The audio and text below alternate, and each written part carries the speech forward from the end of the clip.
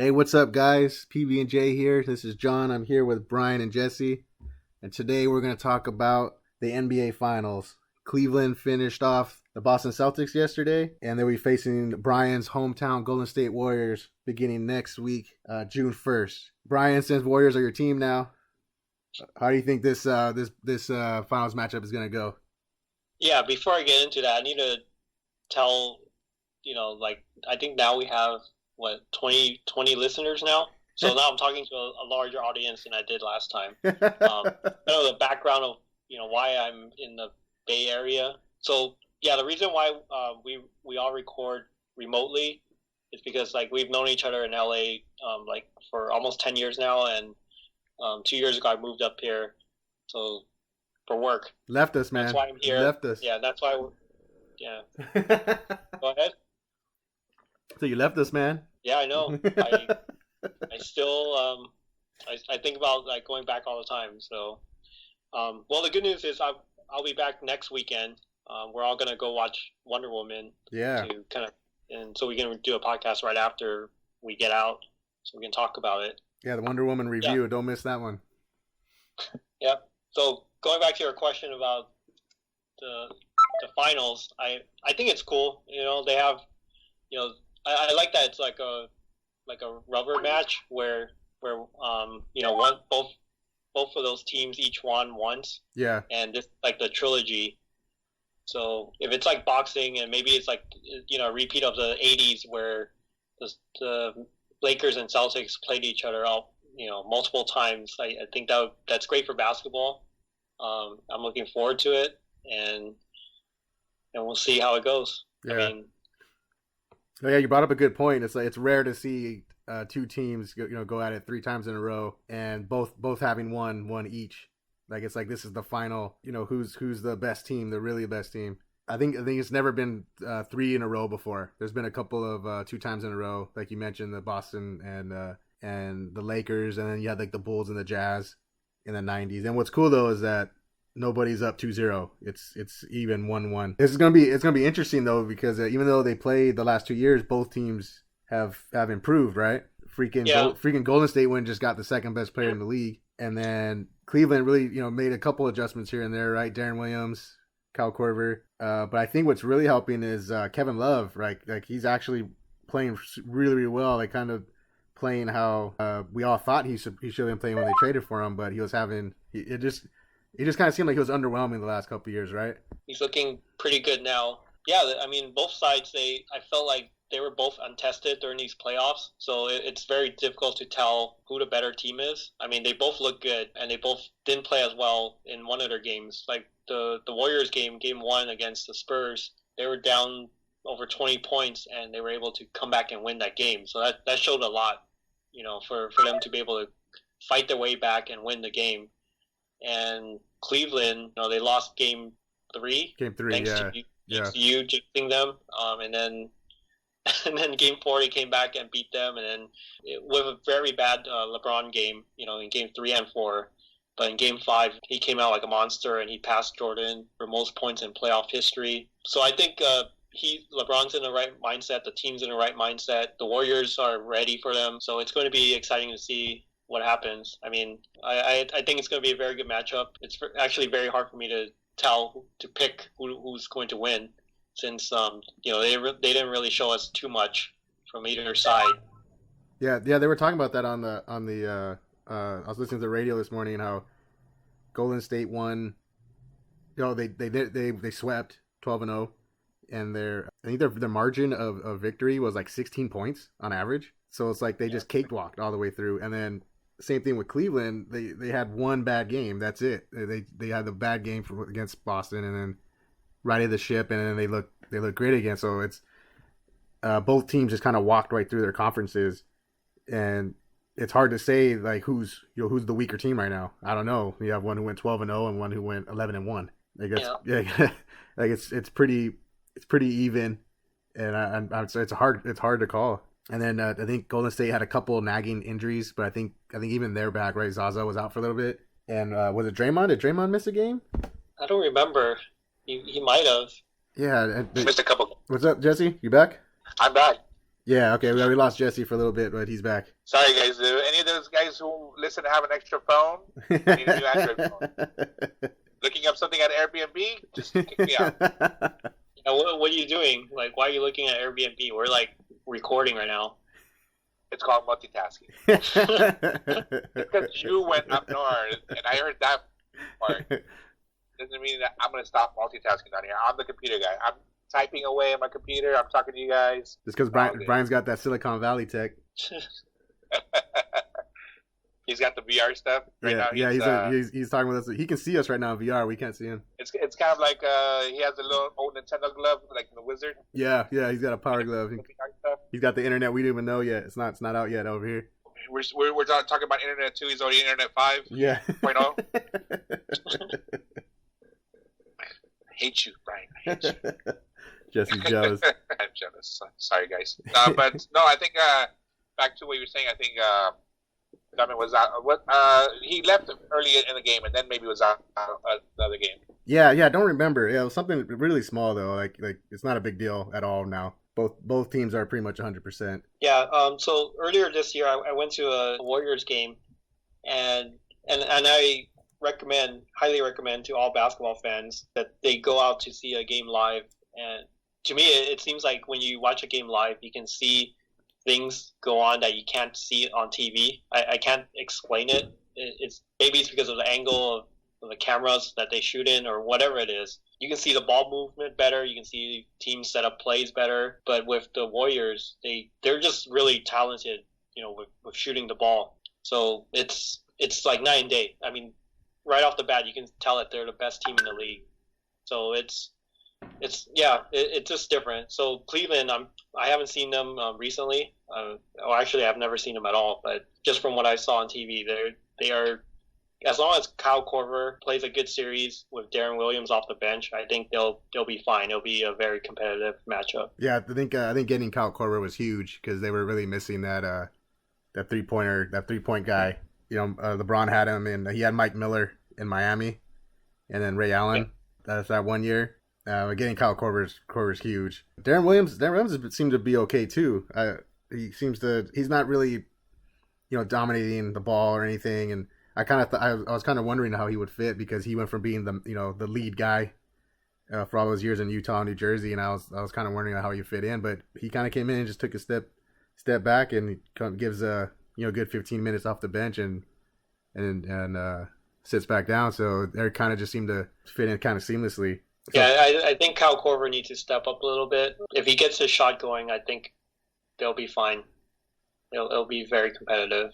I mean, if not, and it's just the top three guys, LeBron, Kyrie, and Love, I don't think they'll have enough firepower to last in a 7-game series to beat them. No, I don't think so either. The Golden State has too many guys: Steph, Clay, Draymond, and then of course Durant. So you can't. I don't think they can go head to head straight up like that. They have to spread the ball around. I do think a big advantage Cleveland has.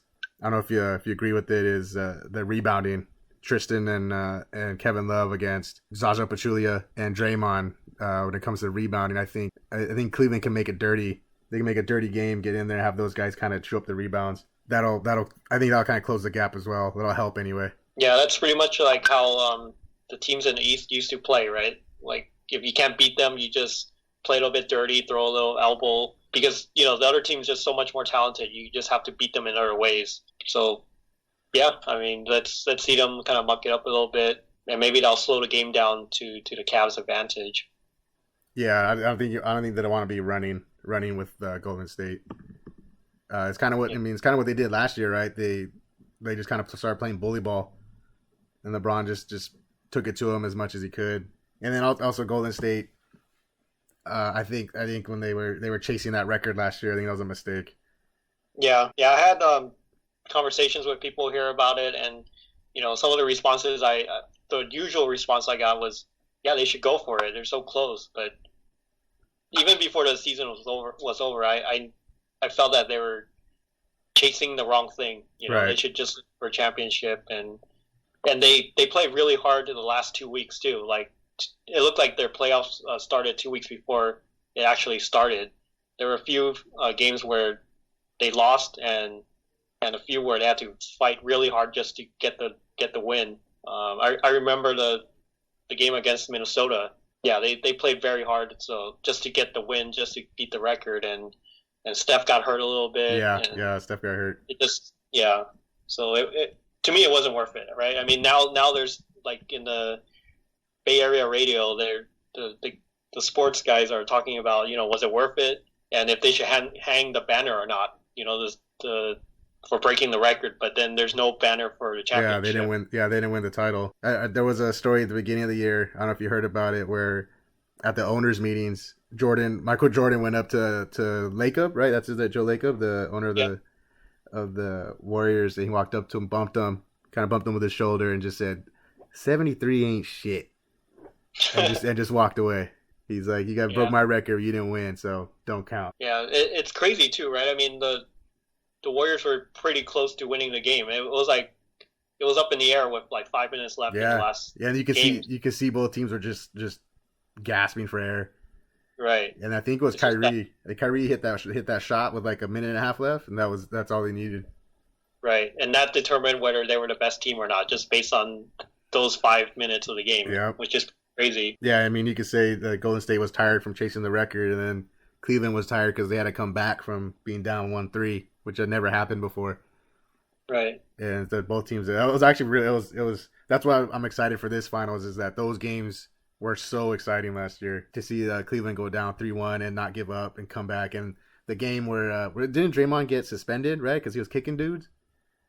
Yeah. Yeah, and then it was like, who cares? It's up 3-1. But that little momentum, Cleveland took it, ran with it, and never looked back. And it all came down to that Game 7 with 5 minutes left.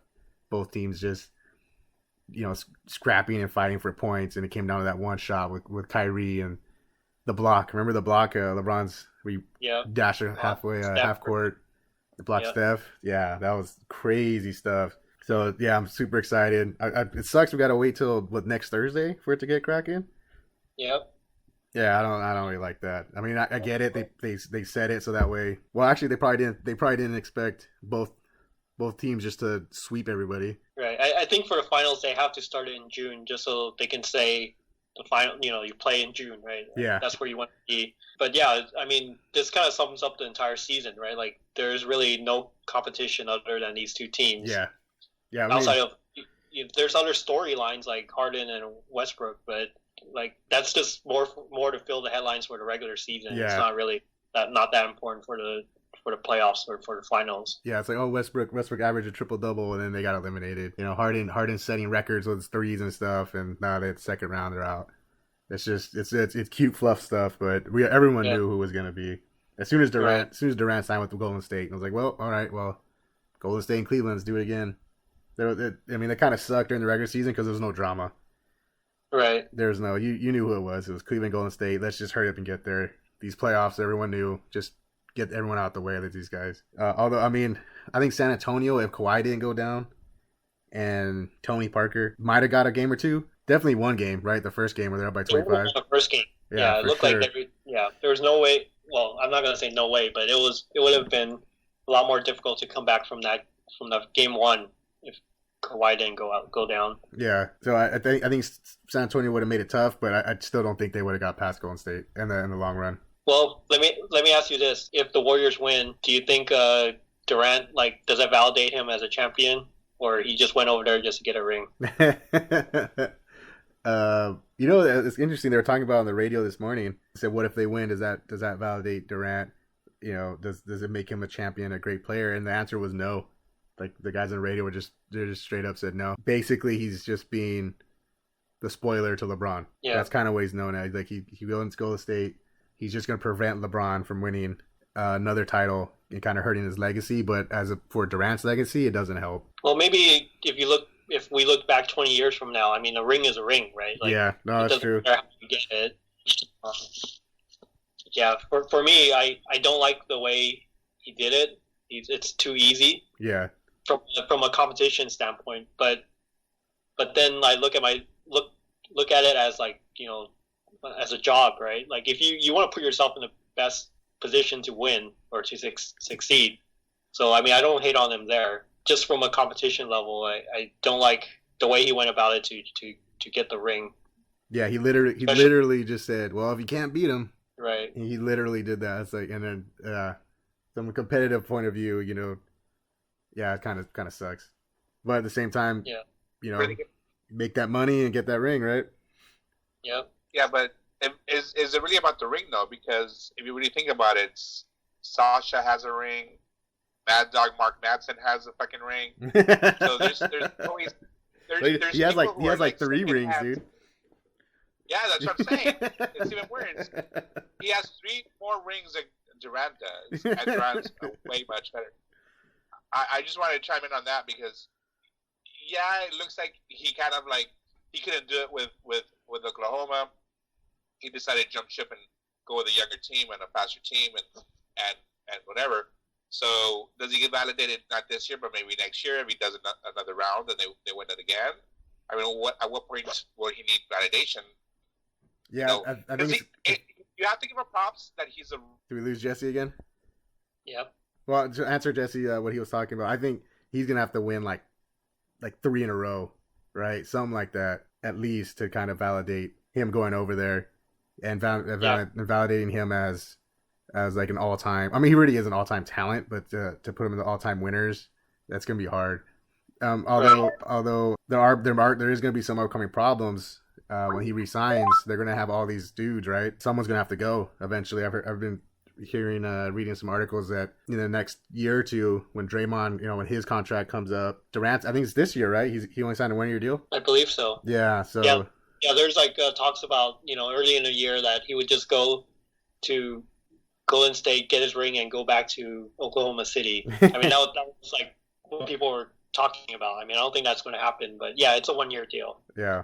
Yeah, so I mean, financially, they're going to have to make some moves, and if the team has to downgrade, and then he has to carry him to some more championships, then I think that'll give a little more credit to his wins, to his rings. And I also think there's like business related to this too, right? I mean, he's with Nike, and then Steph Curry's with Under Armour. I don't know if that's going to be an issue later on down the line, especially when. You can't have all 4 of them stay together in the next few years, right? Yeah. No, unless the owner is willing to pay the luxury tax. I just don't see 3 or 4 max guys with $200 million contracts. Yeah. Be on one team. Yeah, someone's got to go. I mean, even at that point, I don't think the owners can justify paying $100 million luxury tax. Only the Knicks do that. Yeah, we always have a joke with the Knicks that they're still paying. Like Allen Houston and those guys, right? Yeah. Rick Johnson. Yeah. With all that being said, what do you think? Who do you got? I think the Cavs will put up a pretty good fight. I don't think we'll see anything in the first 2 games that really determines who the better team is, even if one team is up 2-0. But I think in the end, there's just too much firepower from the Warriors. So I think they will win the series in 6 games. 6. I'm gonna go the opposite way. I think, even though they do have a ton of firepower, and they're obviously the more talented team, I'm gonna go Cavs in 7 because of LeBron. They have the best player, in the world, and that affects a lot. You saw it back with Jordan, where it was just he was on a mission to where he was just not gonna lose, and I see that with LeBron this year. It just seems like he's gonna will his team no matter what. So I'm gonna go Cavs in 7. Okay, so what if they do win it? Like, where do you put him? Is he in a conversation with Jordan? I mean, since we both watched him in the 90s, I think we're a little bit biased, right? Yeah, where we put obviously. In that very high pedestal. So if the Cavs win it this year, where would you put him? I mean, yeah, that puts them at 2, at least at 2, after Jordan, and you can argue, they're at the same level, and I wouldn't call you crazy for making that argument. And then the crazy thing is that he still has how many years left? With 4 or 5, and he can he can win this year, he can win next year, or another one down the road, and he's not done yet. That's the crazy part. So if he does win this year, I'll put him at 2 easily. Yeah, unless his talent just takes a deep dive if he has a gradual decline, I think he should still have very productive years for another 4 or 5 years. It's not gonna happen. Pachulia's gonna step on him. It's gonna ruin his whole career. So, and it's gonna go to Game 7, but it's gonna be Stephen Curry and Kevin Durant. See, and the haters return. Yeah, the haters been here for a little while. Just wanted to hear. And yeah, so Jesse the California team's gonna take over and show Cleveland hasta luego. Yeah, so Jesse is the Laker / Kobe lover. So just wanted everyone to know. If we were still running fantasy, I would still pick Kobe right now. Yeah, and you have. They don't put him on the list no more. I can't pick him anymore. Well, not even that though. Both Kevin Durant and Stephen Curry have been on my fantasy league for the last years, and when I actually won that year, Stephen Curry. he's got the love. That's his boy. That's right. And then obviously we have an ex-Laker on the team, Matt Barnes. You know the cholo of the team. So Southern California being represented up north. And like I said, Pachulia, he's just gonna trip over one of them. He's got big feet. He'll run over somebody and keep on getting those death threats. Yeah. So with Golden State and Cleveland in the finals, I want to know what you guys think. Where do the Spurs go from here? What do the Celtics do to take that next step, get in the finals next year? Well, the Spurs can go ahead and pick up Chris Paul, like they're talking about. Not going to happen, but they can try. That's it. That's my 2 cents. I mean, they have a really good team, but a lot of them are old. Yeah. I mean, you got Parker. He's up there in his 35, 36. Yeah. Now he's coming off this big injury. Yeah, and then I mean, I love Paul Gasol, but he's also up there too. Yeah, I have to say, he was pretty disappointing this series. Like, yeah. Kawhi went down, so we need some guys to step up, and he, it's like where the hell's Powell? And I think he got benched for a couple times, just for not playing well. I don't know. I love you, Paul, but I think it's time. You're gonna be retiring. You're gonna be going and playing with Kobe and your horse. Do they still share that horse together? I don't know. But yeah, I did read earlier how they really want to go after Chris Paul. The problem is they have no money. They're up against the cap, and they would have to they have to make a lot of moves just to get enough money to even think about going after Chris Paul. And another thing is that Chris Paul, if he were to leave as a free agent, he'd be leaving like $50 million on the table for the Clippers. So yeah, I mean everyone should be going after Chris Paul, but I don't know if that's feasible. Yeah, I think it depends on what he wants to do, right? I mean, if he wants to make money, then he stays where he's at and don't expect to win anything, just like Carmelo. Yeah. But if he wants to win, then he's going to have to make some sacrifices financially. If he goes to the Spurs, I don't know, it may not be enough to beat the Warriors or Cavs. Yeah. They'll bring him a lot closer. Unless he decides to somehow work something out where he can come off the bench for either one of those two teams. But, yeah, I mean, LaMarcus Aldridge, he's my boy. He was always my guy in fantasy. And he was really disappointing the last 2 years with the Spurs. He never stepped up as they all wanted him to. Right. Yeah, it's kind of unexpected to end up being Kawhi. Yeah. And then when we saw when Kawhi went down, LaMarcus really didn't have anything to offer. Right.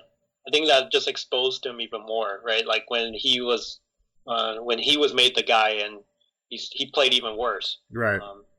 That just made the situation worse, and it just made him look a lot. I mean, how much was he making? Like $100 million? Yeah, he got the full max. Yeah, I mean, even if you try to trade him, someone will probably take him, but they have to absorb his contract after seeing what. How awful he played in the playoffs. Yeah, I think the Spurs are stuck with him for a while, maybe for the next season or two. But they always find a way to bounce back. They have they always have a way of drafting well, with low picks. I mean, like high picks, I guess. And developing guys and just finding gems. So I don't think they will be in the discussion for the next 5 years. But I think over time they could be competitive again. They just need to kind of go away and rebuild and come back like they did in the past. Yeah, I also heard another rumor out there, a cheaper alternative, but Derrick Rose actually, I heard was a target for the Spurs, and I think that might be okay. He'd come on the cheap. He's nowhere near what he was, but I think playing in that system with Popovich, if anyone could get the most out of his talent right now with his bum knees and stuff, it would be Popovich. Right. Again, does that make them Golden State beaters? No, probably not. But at least it's something, right? Yeah. No. Derrick Rose sucks. No, as a Bulls fan, yeah, he does, and it sucks to see because he was so good. But I thought the Timberwolves were talking about getting him. Yeah, that's another possibility. Thibodeau's over there, so there's that connection automatically. The coach that he had his best years with up in Minnesota, and that actually might be a little more intriguing destination because they have a ton of young talent up there. Zach LaVine, Karl Anthony Towns, Andrew Wiggins, like that team in 2-3 years, that team's gonna be dangerous.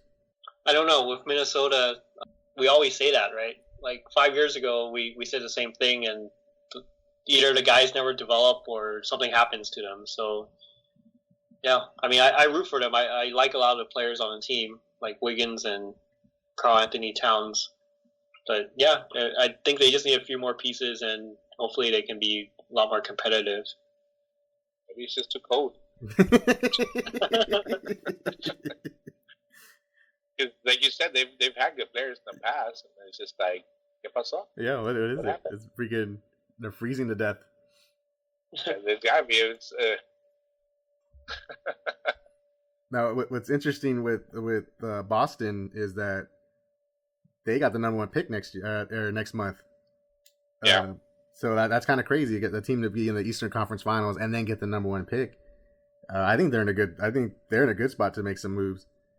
Now, the big question is, with the number 1 pick, most likely they keep it and they take Markelle Fultz from Washington.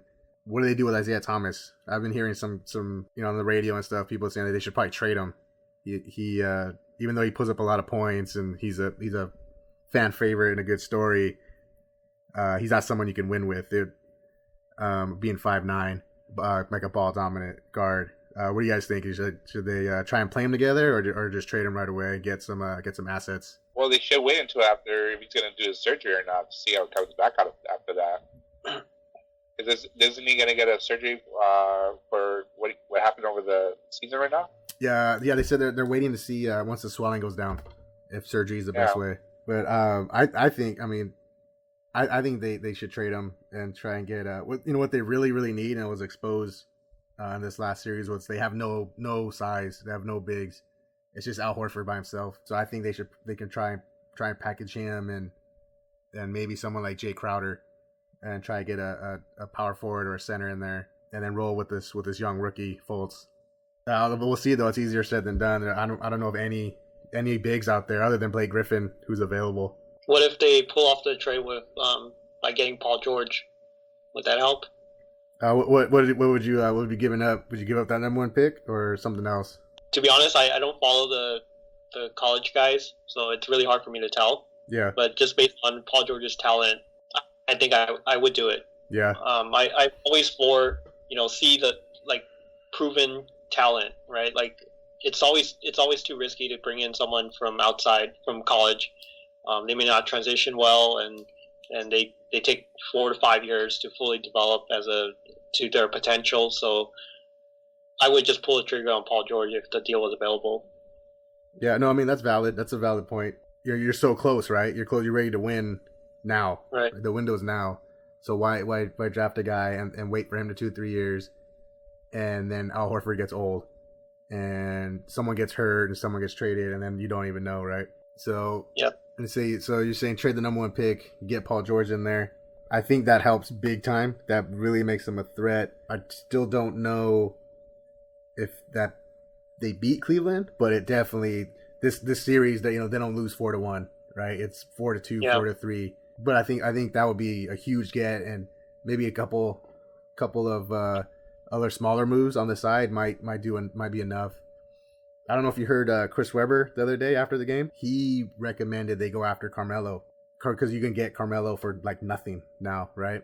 They have the Nets pick next year, which is probably going to be lottery pick again. So you can either not package that one. You can package the Celtics' other pick, their own first round pick, and maybe some filler, and you bring in Carmelo with Paul George. And I think that's a dangerous team right there. Yeah, I agree with you because I'm looking at Paul George's stats against the Cavs, and he throws some decent numbers. Oh yeah, he'll throw up 36, 32, 29. I mean, he averages like maybe 30 a game no matter what. But when he's playing against the Cavs, he seems to be really good. So it doesn't mean they don't really stop him. The Cavs don't really stop him. No, yeah, that's what I like about him too, is that he steps up when the big matchups comes. He doesn't shy away. He steps up and plays. He plays at his best. I know the Lakers really want him to come home to LA, but I'm not sure if that's a smart move. Being as how they're in a full rebuild, it's like you bring a guy in, pay him a ton of money, and in his prime, they would still not be a good team. Yeah, and I mean, like you said, we're still in rebuilding. Kenny's gonna take over the reins, hopefully, and do a much better job. Magic's back, so it's us wasting talent because he'll want to leave or jump ship just like everybody else does when he doesn't get the championship. I mean, when you were coming to the Lakers, you were expecting to get at least to the playoffs, and that's not going to be us for a while. I mean, I'm being honest. Man, you guys shot really low now, right? Like 2 years ago, you guys are only talking championships. Now you're talking playoffs. Yeah. I just want to be in the top, like, 10, You don't want to have the number 2 pick every year? Yeah. I mean, I just want the Lakers logo to show up on advertising again. But, I mean, it's true. I mean, once we get a decent rookie team, then, if we do good, then, then we can go in. I mean, because by the time we need Paul George, he's like I said, he's going to want to leave, or he's going to be too old. Yeah, he might as well. I think he's like 26, 27 right now. He's 27. Yeah, and like he'll be coming back to Cali. He's from Palmdale or something. Yeah, Lancaster, some ghetto outside area. But either way, it doesn't make sense for him if he wants a ring. If he just wants to play with the home team, then that's cool. That's cool for us. He might help out with some of the rookies. But for his own career, I would definitely not come here. Yeah, that would be kind of a Carmelo move, right? Go to force your way the Knicks, get paid a ton of money, and never win. And now that he wants to win, he's already older. He's kind of breaking down, and it might be too late. And like you said, he's the deal now. He's a what? The deal. I mean, he's not going to get paid what he want. He wanted to get paid. Yep. Lonzo Ball, right? That's what's going to happen. Lonzo and his dad going to the Lakers. I'm going to tell you what I would told you offline. I don't like his face. What does that have to do with basketball talent? He's got his shifty eyes. He's got the shifty eyes. This is LA. This is Hollywood. You gotta. That's the reason why we keep on losing people. They're just not ready for LA. Jack will get up from his seat and just smack him. Like, get off our court. He looks a little bit too much like Luke Walton, and I'm gonna tell people I don't like Luke Walton. Luke Walton not be our coach. He should not be wearing any yellow and purple. Purple doesn't fit him right. We're paying him too much, so he should still be an assistant coach because he couldn't make it as a player. So you don't think him and Lonzo, with their matching faces, you don't think that's enough to get the Lakers back on track? No, not at all. And then what's up with the $495 sneakers? It's Hollywood, man. He's going big baller. Yeah, just because he went to UCLA, right? Yeah. Yeah, he's from UCLA, right? Yeah. Daddy needs to go ahead and send him somewhere else. No, it's Lakers are bust, man. I don't know if you heard, but they're not even going to work out for any other teams but the Lakers. No, he worked out with, or he might work out with the Sixers. Oh, right, he might. Oh, yeah, I don't know if that's out of desperation now or what, but they turned down Boston, and he might work out with Philadelphia now. Yeah, that's crazy. That's you're trying to just get in the league and they just be like, nah. Yeah. But I mean, his dad is nuts. I don't know. I think if the Lakers take him, they'll be fine. The dad won't. I think Magic can handle. He can handle that kind of stuff. Dad's crazy, but that actually would be a good organization to where he won't be a distraction. If he did goes to another team like New Orleans or something, then it might have been a problem. Plus, I mean, you don't have to really worry about anybody controlling Dad. I mean, like I said, Jeannie, come on. Yeah. No, I think they're. No one is gonna put Jeannie Buzz. I mean, she's Daddy's girl. Yeah. I mean, even though she gave her brothers a chance, she's still the smarter of the whole family. So he's not gonna do anything. No, I think it'll be fine. I mean, if we need him, then we can trade him off. That's cool. But yeah, we're not gonna keep him. He's not our next Kobe. Kobe, where did Kobe go? He's our next Sasha. He's Sasha. Lonzo Ball's the same as Sasha Vujic. He is to me. He's a machine. You're basing all of this just on his looks, right? Like you never seen him dribble the ball or shoot the ball or anything. It's all based on that. It's exactly it. It's called prejudice. He's not one of the beautiful people.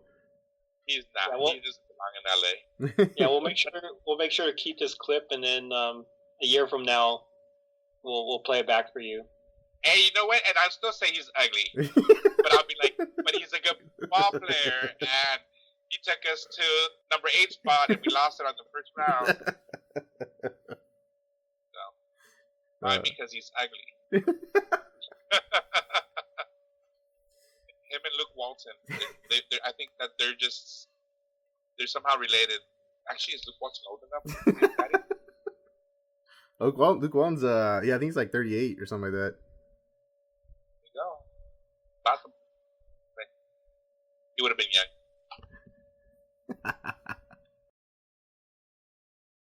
All right, guys. I think that's it for us tonight. That was our breakdown of the NBA Finals. Let us know what you guys think. Who do you have winning, the Golden State Warriors or the Cleveland Cavaliers? Drop a comment. Let us know what you think. Also, stay tuned for our next podcast where we discuss Wonder Woman. Her movie opens up next Friday. Will that save the DC cinematic universe? Their last couple movies weren't so hot. Let's see if Wonder Woman can turn it around. So that's it for us. See you guys later. All right. See you guys later. All right, guys. You guys have a good night, and Linda Carter's still the bomb.